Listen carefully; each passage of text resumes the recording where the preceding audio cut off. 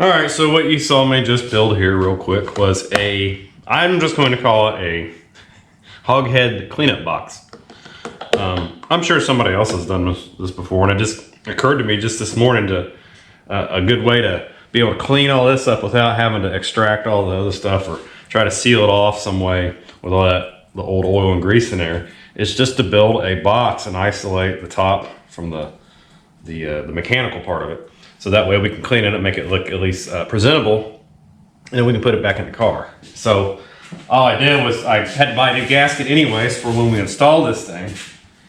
And so we got our 8 3/4 differential gasket, just simply made a trace on it, and I just put the top 2 bolts up here and drew the inside of it out.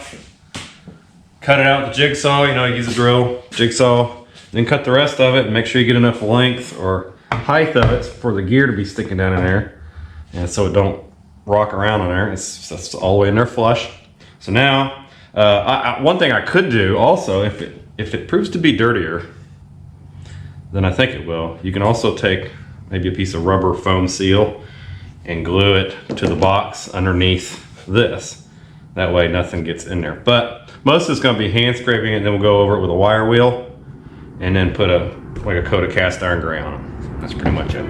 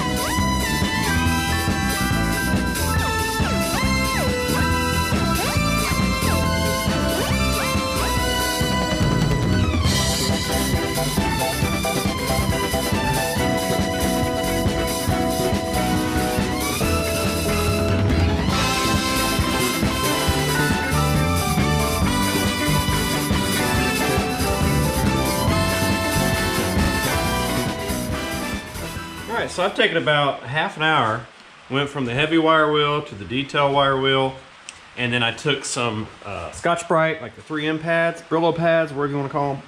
Went over some areas like this little flange here where it touches the box, and just took our scrapers and cleaned up some little touch-up areas, and then took some of our brake cleaner, that everybody's favorite cleanup stuff, sprayed that in the spots and just wiped it all down until our rags were pretty clean.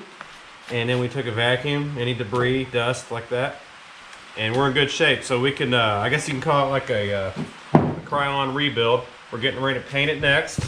Just put some cast iron on it. I'm gonna wipe it down one more time with some Prep-All, and then spray it, and we should be good.